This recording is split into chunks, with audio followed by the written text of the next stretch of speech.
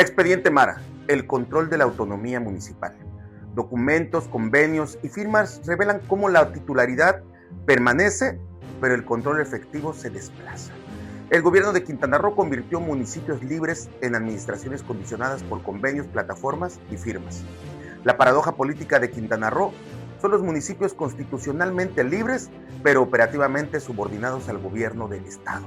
El artículo 115 constitucional no fue escrito para tener alcaldes de ornato, fue escrito para garantizar municipios libres, con hacienda propia, con autonomía efectiva, con capacidad real de decisión, pero en Quintana Roo, bajo el gobierno de Mara Lezama y el Niño Verde, la autonomía municipal parece haber sido vaciada por dentro. Hoy voy a demostrar con documentos, no con rumores, no filtraciones sin rostro, no chismes de pasillo, documentos, convenios, firmas, cargos, cláusulas, responsables y una frase que resume todo lo que está ocurriendo en Quintana Roo. La titularidad municipal permanece, pero el control efectivo se desplaza. Esa es la tesis central de este expediente. Los municipios siguen teniendo presidente municipal, siguen teniendo cabildo, siguen teniendo edificios, siguen teniendo logotipo, siguen teniendo ceremonias, pero la pregunta de fondo es otra. ¿Siguen teniendo control real sobre las funciones estratégicas que les dan poder? Porque si el municipio conserva la fachada, pero pierde el control de licencias, movilidad, multas, saneamiento, predial, catastro, plataformas, bases de datos, ejecución fiscal y mecanismos de recaudación, entonces ya no estamos ante una simple modernización administrativa, estamos ante una captura silenciosa del municipio y esa captura no ocurrió sola, no cayó del cielo, no fue un accidente burocrático, fue una arquitectura, una fórmula bien estructurada donde el flujo del poder y del dinero cobran vida. Y esa fórmula tiene historia y muchos cómplices. Para nadie es secreto que en Quintana Roo, el proyecto del Niño Verde Jorge Emilio González Martínez fue primero controlar municipios estratégicos, como Benito Juárez, después controlar, obviamente, al Estado, y finalmente imponer una candidatura propia, aunque muchas veces vestida con siglas ajenas, como la de Mara Lezama con Morena. Primero Benito Juárez, donde está Cancún, después Puerto Morelos, después Bacalar, después Playa del Carmen, después Cozumel, después Tulum, después Lázaro Cárdenas, y alrededor de todo eso, diputaciones locales, diputaciones federales, Senado, Congreso estatal, gobierno estatal, gabinetes municipales, estructuras partidistas y una red de alcaldes alineados, dóciles o políticamente endeudados. A eso se suma la arquitectura judicial construida en Quintana Roo con Hayden Cebada Ramírez en la presidencia del Tribunal Superior de Justicia, dentro de un poder judicial donde la elección popular terminó convertida en los hechos en una selección política previa de perfiles convenientes. Pero eso será tema para otra videocolumna. Hoy vamos al dinero, al control. Vamos a los documentos, porque esta ecuación ayuda a entender el expediente Mara Lezama y donde se suma Eugenio Segura. En los hechos, Mara Elena Hermelinda Lezama Espinosa es la titular del Poder Ejecutivo Estatal, pero en la operación política, Mara no aparece sola. A su alrededor se articulan intereses, operadores, funcionarios financieros, legisladores, alcaldes y grupos de poder que han contribuido a una descomposición profunda de la autonomía municipal en Quintana Roo en casi todos los ayuntamientos, porque todavía faltan 2 por lo menos en firmar catastralmente lo que ya es un hecho. Durante buena parte de la construcción de esta arquitectura financiera, Eugenio Segura encabezó Cefiplan, la Secretaría de Finanzas y Planeación del Gobierno de Quintana Roo. No es un dato menor, es un dato central. La arquitectura financiera que hoy opera en Quintana Roo se desarrolló mientras él estaba al frente de las finanzas estatales. Es decir, entre Gino Segura, quizás Cuitláhuac Bardán Esquivel y otros más, diseñaron todo esto que ha vaciado prácticamente el poder de la autonomía municipal.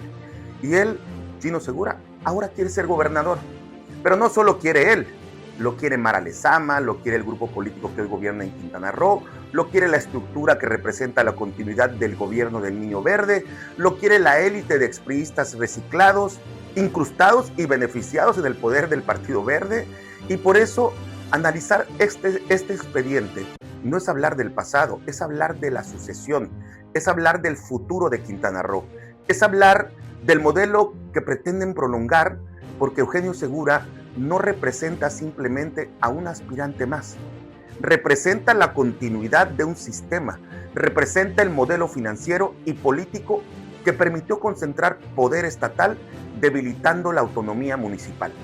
No porque lo diga yo, porque los documentos, las reformas, los convenios y los hechos hablan por sí mismos. Comencemos. Abril del 2023.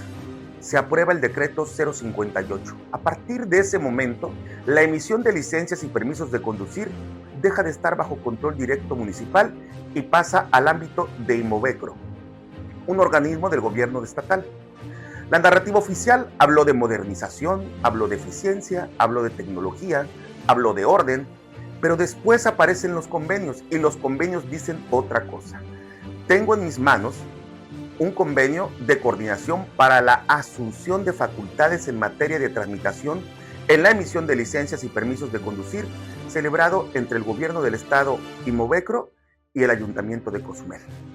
Este dato y esta documentación no es cualquier cosa y me fue proporcionada por un alto funcionario del ayuntamiento de Cozumel que se dice no solamente harto, se dice preocupado, porque en Cozumel, como en Benito Juárez, como en Felipe Carrillo Puerto, como en Puerto Morelos, como en Bacalar, como en Otompe Blanco, la capital del estado, como en casi todos los ayuntamientos, la asunción de facultades es una evidente violación a la Constitución de la autonomía municipal en el 115 constitucional.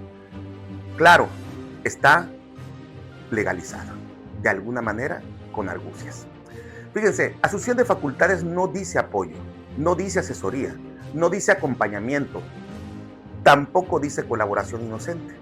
Dice asunción de facultades este documento. Y cuando un documento público habla de asunción de facultades, no estamos hablando de una ayuda administrativa, estamos hablando de una transferencia de atribuciones que antes ejercía el municipio de manera autónoma. Además, haciendo cumplir la ley, porque el 115 constitucional no habla única y exclusivamente de un cabildo por hablar, ni de un presidente por ser presidente. Habla de una administración que tiene libertad para administrar su hacienda pública. Y eso, ahí es donde está la transgresión precisamente. Esa es la primera gran señal. Aquí están los nombres. Por el gobierno del estado firma Luis Rodrigo Alcázar Urrutia, entonces director general de Inmovecro. También firma Marta Parroquín Pérez, que todavía continúa en el cargo, que es secretaria de Finanzas y Planeación. Y por el ayuntamiento firma José Luis Chacón Méndez, presidente municipal de Cozumel, quien horrorosamente ha entregado, por alguna cuestión, me imagino, muy personal, la autonomía municipal al gobierno estatal. Y aquí hay un municipio que firma la entrega de una facultad estratégica. Ahora veamos, ¿qué pone el municipio? Fíjense nada más. El convenio obliga al ayuntamiento a proporcionar instalaciones, proporcionar personal, proporcionar mobiliario, proporcionar equipos, registrar trámites, resguardar expedientes, administrar materiales. Es decir, el municipio pone la infraestructura completa, pone el personal, pone la operación, pone el territorio, pone la ventanilla, pone la cara frente al ciudadano. Pero la pregunta es, ¿qué obtiene y qué controla el Estado? La respuesta aparece en las cláusulas. Inmovecro supervisa, Inmovecro valida documentación, Inmovecro administra la plataforma, Inmovecro controla el sistema informático, Inmovecro designa supervisiones, Inmovecro realiza auditorías, Inmovecro puede solicitar sustitución de personal, o sea, despidos, Inmovecro puede suspender operaciones, incluso Inmovecro puede rescindir el convenio. Entonces, ya no estamos discutiendo quién atiende la ventanilla, estamos discutiendo quién manda sobre el sistema, porque si el municipio pone personal, edificios, operación y recursos, pero el Estado supervisa, audita, valida, controla la plataforma, define el sistema, puede suspender operaciones y puede rescindir el convenio, la pregunta es inevitable. ¿Dónde quedó la autonomía municipal? Y aquí está la trampa, porque aparentemente se le está otorgando el 80% de los ingresos al ayuntamiento y el Estado solo se queda con un 20% supuestamente para gastos logísticos. Y aquí aparece otro dato importante. En el mismo convenio se establece una distribución de recursos. Y alguien podría decir, entonces, ¿cuál es el problema si el municipio conserva el 80%? Precisamente ahí está la trampa más sofisticada. El objetivo no parece ser quedarse con toda la recaudación visible. El objetivo parece ser quedarse con el control. Y quien controla el sistema controla mucho más que el dinero que aparece en una tabla de distribución. Controla información, controla permisos, controla tiempos, controla autorizaciones, controla revisiones, controla negativas, controla multas, controla supervisiones, controla expedientes, controla plataformas, controla presión administrativa. Y en México, donde la corrupción institucional ha sido históricamente un negocio paralelo al presupuesto público, controlar el sistema puede valer mucho más que quedarse con el 20 o el 80% de la recaudación visible. Ese es el punto que nadie quiere tocar. Ese es el punto que nadie quiere explicar. El dinero legal se reparte, pero el control total del sistema abre la puerta a lo que no siempre se ve, a lo que no siempre se factura, a lo que no siempre se registra, a lo que no siempre entra al erario.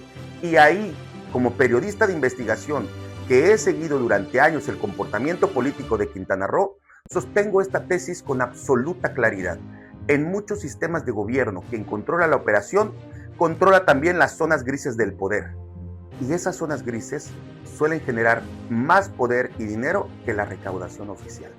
Por eso este convenio no debe leerse solamente como un convenio de licencias, debe leerse como una pieza de un modelo más grande. Primero las licencias, después la movilidad, después las multas, después los fideicomisos de saneamiento ambiental, después los convenios prediales, después el catastro, y ahí aparece el segundo documento clave, el convenio de colaboración administrativa para la consolidación de la plataforma estatal de información catastral y registral entre el gobierno del estado de Quintana Roo y el municipio de Benito Juárez. Aquí ya no hablamos de licencias, aquí hablamos del corazón financiero del municipio. El catastro, la base de datos del predial, la radiografía económica del territorio, el mapa de los predios, de los propietarios, de los valores, de las claves catastrales, de la información inmobiliaria y del potencial recaudatorio municipal. El catastro no es una oficina menor. El catastro es poder, es dinero, es información estratégica y quien controla la información catastral controla una parte fundamental del municipio. No son sombras, no son rumores. Son autoridades firmando un modelo que integra al municipio a una plataforma estatal. El convenio señala que el municipio se compromete a usar la plataforma de gestión catastral proporcionada por el gobierno del estado para realizar todos los procesos catastrales cotidianos. Y también establece que la información municipal se integrará al sistema estatal de información y gestión catastral. También obviamente establece que el municipio debe actualizar permanentemente en tiempo real el padrón estatal y establece que el municipio debe informar al Estado qué personal tendrá acceso a la plataforma para que el propio Estado asigne claves de acceso y validaciones, todo el control. Establece incluso que el municipio debe proporcionar al gobierno del Estado información sobre tablas de valores, avalúos, bases de datos y cartografía. ¿Entienden la dimensión de todo lo que estoy presentando en esta videocolumna? No estamos hablando de una colaboración menor. Estamos hablando de que el municipio alimenta, actualiza, opera y depende de una plataforma estatal para funciones catastrales que impacta directamente el predial. Y todo esto bajo el control absoluto del Estado. Y obviamente el predial es el impuesto municipal por excelencia. Es la vena fiscal directa entre el ciudadano y el ayuntamiento. Ahora bien, si el Estado controla la plataforma, los accesos, los servidores, la integración de datos, la homologación técnica, la actualización en tiempo real y la arquitectura informática, entonces otra vez aparece la misma pregunta. ¿Quién conserva el título y quién controla la función? Aquí entra el dictamen jurídico sobre la captura progresiva de la función catastral municipal. El dictamen concluye que si existe un fenómeno de captura progresiva, no por una transferencia expresa de competencias, no porque el municipio desaparezca, no porque se borre al ayuntamiento, sino por mecanismos funcionales, tecnológicos y operativos que generan dependencia estructural del municipio respecto al Estado. La frase central del dictamen es demoledora. La titularidad permanece, pero el control efectivo se desplaza. Repito, la titularidad municipal permanece, pero el control efectivo se desplaza hacia el Estado. Esa frase explica todo. El municipio sigue diciendo esto es mío, pero opera en una plataforma estatal. Actualiza bases estatales, depende de accesos estatales, integra datos al sistema estatal, homologa procesos bajo criterios estatales y queda funcionalmente atado a una infraestructura que no controla plenamente. Eso en términos políticos es captura. Captura silenciosa, captura progresiva, captura legalizada, captura envuelta en lenguaje técnico, captura disfrazada de modernización. Y ahora conectémoslo todo. Fíjense, entre 2023 y 2026, Quintana Roo vivió una cadena de decisiones que, vistas por separado, el gobierno puede vender como eficiencia, modernización, digitalización o coordinación. Pero vistas juntas, muestran un patrón brutal.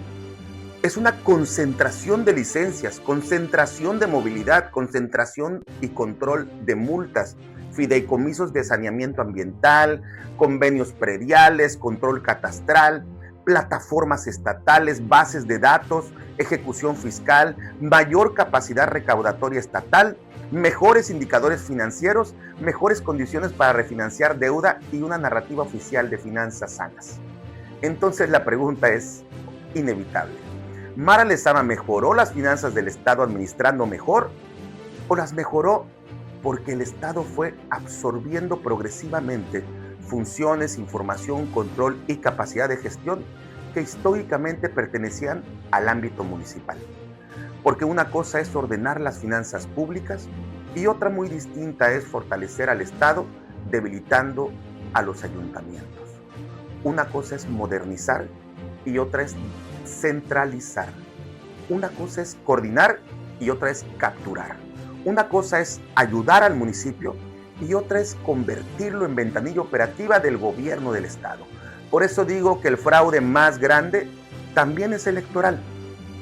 Porque los ciudadanos votaron por alcaldes y cabildos creyendo que gobernarían sus municipios y que los administrarían ellos mismos, como lo marca la ley. Pero si las funciones estratégicas se van desplazando hacia el Estado, entonces el ciudadano votó por una autoridad que cada vez controla menos. Votó por un alcalde que no administra, pero el sistema lo decide precisamente el Estado, la gobernadora. Votó por un cabildo, pero la plataforma la controla otro. Votó por un ayuntamiento, pero las funciones esenciales se alinean desde arriba. Ese es el fraude político de fondo, no necesariamente el fraude de una urna, sino el fraude de la representación, porque el ciudadano cree que eligió a quien manda, pero los documentos empiezan a mostrar que otros controlan los mecanismos reales del poder municipal, y esto no habría sido posible sin cómplices políticos. Hubo alcaldes que firmaron, hubo cabildos que aprobaron, hubo diputados que votaron, hubo funcionarios que diseñaron, hubo secretarios que operaron, hubo partidos que alinearon, hubo una coalición que permitió transformar la autonomía municipal en moneda de cambio. Por eso, esta historia no termina en Mara Lezama, empieza con Mara Lezama, porque ella es la titular actual del Poder Ejecutivo Estatal, pero alcanza a Eugenio Segura porque durante buena parte de la construcción de esta arquitectura en este modelo de finanzas y de control, él condujo las finanzas estatales desde Cefiplán. Alcanza a los funcionarios que firmaron, por supuesto, alcanza a los alcaldes que aceptaron, alcanza a los cabildos que no defendieron a sus municipios, alcanza a los diputados que no defendieron el artículo 115 constitucional, alcanza a todos los que, teniendo obligación de defender la autonomía municipal, eligieron defender su carrera política, su grupo, su facción, su candidatura o su futura reelección. Y aquí hay una pregunta que debe ser seguramente brutal en los oídos de cada el que la escucha. ¿Por qué prácticamente no hubo resistencia? ¿Por qué alcaldes que debían defender a sus municipios firmaron convenios que desplazan control? ¿Por qué cabildos que deberían ser contrapeso terminaron actuando como oficialía de partes? ¿Por qué diputados que debían cuidar la Constitución terminaron acompañando reformas que fortalecen al Ejecutivo estatal? ¿Por qué todas las piezas se alinean en una misma dirección? Porque cuando una reforma ocurre puede ser casualidad, cuando dos reformas ocurren puede ser coincidencia, pero cuando ocurre una cadena de reformas, convenios, plataformas, fideicomisos, recaudación, catastro y control operativo, todas apuntando hacia el mismo centro del poder, ya no estamos hablando de casualidad, estamos hablando de modelo, y ese modelo tiene nombre: concentración de poder. Casi una dictadura administrativa, una dictadura silenciosa, no con tanques, no con botas, no con soldados en la calle, sino con papeles membretados, con decretos, con convenios, con firmas, con cláusulas, con plataformas, con sistemas, con padrones, con datos, con recaudación, con cabildos sometidos, con diputados obedientes y sumisos, con alcaldes políticamente endeudados. Así se vacía una autonomía, no desapareciendo el municipio, sino dejándolo de pie, pero quitándole los controles. Por eso la pregunta final no es si los municipios de Quintana Roo existen. Claro que existen. La pregunta es si todavía mandan, si todavía deciden, si todavía controlan sus funciones estratégicas, si todavía administran su hacienda con libertad real. Porque el artículo 115 constitucional no fue escrito para tener alcaldes decorativos. Fue escrito para garantizar municipios libres, con hacienda propia, con autonomía efectiva, con capacidad real de decisión. Pero en Quintana Roo, bajo el gobierno de Mara Lezama, la autonomía municipal parece haber sido vaciada por dentro, legalmente, ordenadamente, con firmas, con cargos, con responsables, con lenguaje técnico, con discursos de modernización, con propaganda de eficiencia y con una narrativa de finanzas sanas que ahora debe revisarse a la luz de estos documentos. Porque si las finanzas del Estado mejoraron mientras el control municipal se debilitaba, entonces el ciudadano tiene derecho a preguntar quién ganó realmente. ¿Ganó el municipio? ¿Ganó el ciudadano? ¿O ganó el grupo político que concentró información, plataformas, recaudación, operación y poder? Esto no es una acusación lanzada al aire, es una lectura periodística de documentos públicos y convenios firmados. Es una tesis de investigación, es un expediente. Y los expedientes no terminan con una videocolumna, empiezan con una pregunta: ¿quién controla realmente los municipios de Quintana Roo? Esto es Juicios del Poder con Jonathan Estrada, Internacional para Escudo de las Américas desde El Salvador. Aquí analizamos el poder sin permiso.